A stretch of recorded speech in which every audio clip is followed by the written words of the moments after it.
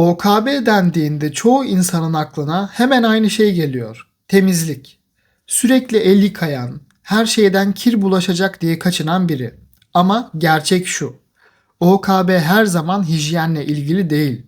Hatta bazı OKB tablolarında temizlikle uzaktan yakından ilgisi olmayan insanlar var. Sadece zihinlerinin içinde bitmeyen bir savaş yaşıyorlar. Aklına gelen bir düşünceden korkuyorlar. O düşünce yüzünden kendilerinden şüphe etmeye başlıyorlar ve çoğu zaman yaşadığının adını bile koyamıyorlar. İşin ilginç yanı şu. Bazı insanlar yıllarca OKB yaşayıp bunun OKB olduğunu hiç fark etmeyebiliyor. Burada küçük ama önemli bir noktayı netleştirelim. Aslında OKB'nin resmi olarak şu tipleri vardır diye ayrıldığı bir liste yok. Yani tıpta, kitaplarda herkes için geçerli kesin alt tipler tanımlanmıyor. Ama klinikte şunu çok net görüyoruz. OKB belirtileri rastgele dağılmıyor. Belirli kümeler halinde tekrar tekrar karşımıza çıkıyor. O yüzden bugün bu kümeleri herkesin anlayacağı şekilde OKB tipleri gibi anlatacağım. Ama şunu özellikle bilmeni istiyorum. Bir kişinin sadece tek bir OKB tipi olmak zorunda değil. Çoğu insan aynı anda birkaç farklı kümeyi bir arada yaşayabiliyor. Yani birazdan anlatacaklarım arasında kendinden birden fazla parça bulursan bu seni şaşırtmasın. OKB denince en çok bilinen tablo şu. Bulaşma ve temizlik OKB'si. Mikrop kapma, kirlenme, hastalık bulaşması ya da iğrenme hissiyle ilgili yoğun düşünceler olur. Bu düşünceler geldiğinde kişi elini yıkar, temizler, dezenfekte eder. Bazı yerlere dokunmaktan kaçınır.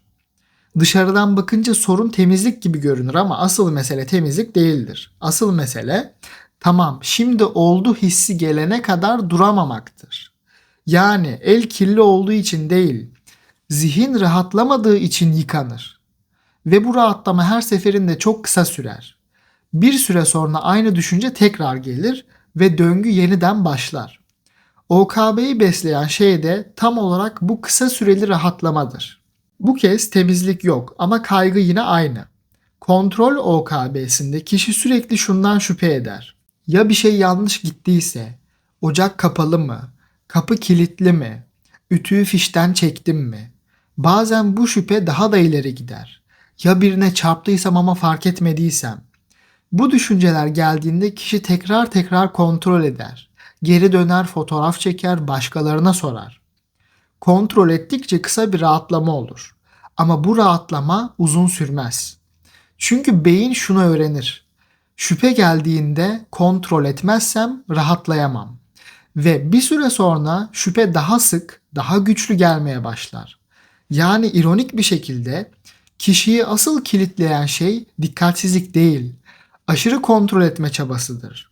Simetri, düzen ve sayma OKB'sinde dışarıdan bakınca her şey çok kontrollü, hatta bazen titiz gibi görünür. Ama içeride yaşanan şey kontrol değil, yoğun bir huzursuzluktur. Bir şey tam ortada değilse, eşit durmuyorsa, olması gerektiği gibi hissettirmiyorsa kişi ciddi bir rahatsızlık yaşar. O yüzden eşyaları hizalar, tekrar tekrar düzenler, bazen sayar, bazen de aynı hareketi belirli sayıda yapmadan duramaz. Buradaki kritik nokta şu. Bu estetikle ya da düzen sevgisiyle ilgili değildir. Asıl amaç şimdi oldu hissini yakalamaktır. Ama o his geldiği anda bile kalıcı olmaz. Zihin kısa süre sonra yeniden rahatsız olur ve döngü tekrar başlar. Şimdi en çok yanlış anlaşılan ama en çok da gizlenen bir yere geliyoruz. Tabu düşünceler, yani zihinsel OKB. Burada temizlik yok, kontrol yok. Dışarıdan bakınca hiçbir şey anlaşılmayabilir. Kişinin zihnine istemediği halde gelen cinsel, dini ya da şiddet içerikli düşünceler olur. Ve asıl sorun bu düşüncenin gelmesi değildir. Asıl sorun kişi bu düşünceyi gördüğü anda şunu düşünür. Bunu düşünüyorsam demek ki içimde var. İşte OKB tam burada kilitlenir. Kişi bu düşünceden kurtulmak için zihninde karşı düşünceler üretir. Dua eder, kendini test eder, bunu gerçekten ister miyim diye tekrar tekrar analiz eder. Ama her analiz, her bastırma çabası düşünceyi daha da yapışkan hale getirir. Şunu net söyleyeyim, bu düşünceler niyet değildir, istek değildir, karakter göstergesi hiç değildir. Bunlar sadece zihnin ürettiği alarm düşünceleridir. OKB'de sorun düşüncenin gelmesi değil, ona verilen anlamdır. Bu tipte ise temizlik ya da belirgin bir kontrol davranışı olmayabilir. Ama zihnin içinde hiç bitmeyen bir şüphe vardır. Yanlış mı yaptım, eksik mi kaldı, ya hatalıysam? Kişi bir maili defalarca okur. Bir mesajı gönderip göndermemesi gerektiğini saatlerce düşünür. Verdiği kararı tekrar tekrar sorgular. Aslında amaç dikkatli olmak değildir. Amaç içteki huzursuzluğu susturmaktır. Ama ne kadar tekrar edilirse edilsin o tam emin olma hissi bir türlü gelmez. İlginç olan şu. Bu insanlar dışarıdan bakıldığında çok titiz, çok sorumluluk sahibi gibi görünür. Ama içeride yaşanan şey aşırı sorumluluk değil, bitmeyen bir şüphe döngüsüdür. Ve bu döngü karar vermeyi değil, karar verememeyi öğretir. Bu noktada sık karşılaşılan bir şeyden kısaca bahsetmek gerekiyor. Biriktirme. Birçok kişi biriktirmeyi OKB'nin bir tipi sanıyor. Ama güncel sınıflamalarda biriktirme çoğu zaman OKB'den ayrı bir tanı olarak ele alınıyor. Bu yüzden OKB tipleri listesine otomatik koymak doğru değil. Evet, OKB ile benzer tarafları var. Karar vermekte zorlanma, ya lazım olursa düşüncesi, atınca yoğun huzursuzluk yaşama gibi. Ama mekanizma birebir aynı değil. O yüzden her biriktirme davranışı OKB değildir. Her OKB de biriktirme içermez. Bunu ayrı tutmak önemli. Çünkü tedavi yaklaşımı da buna göre değişir. Şimdiye kadar anlattığım tüm bu farklı OKB tiplerinin altında aslında ortak bir mekanizma var.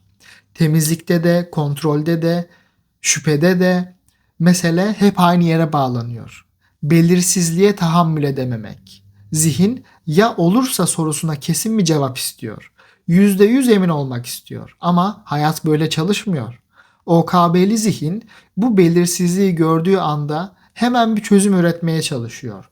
Yıka, kontrol et, düzenle, düşün, analiz et. Ve her seferinde kısa bir rahatlama geliyor. İşte beyin tam burada şunu öğreniyor. Demek ki bu rahatlama için bu davranışı yapmam gerekiyor. Ama bu öğrenme OKB'yi küçültmez. Tam tersine büyütür. Çünkü belirsizlik hiçbir zaman tamamen ortadan kalkmaz. Güvence aradıkça zihin daha fazlasını ister. O yüzden OKB'de sorun kaygının kendisi değil, kaygıyı sıfırlama çabasıdır. Ve bu çaba döngüyü ayakta tutan ana yakıttır. Buradan sonra en çok merak edilen yere geliyoruz. Peki ne işe yarıyor, ne yaramıyor? OKB'de en sık yapılan hata şu.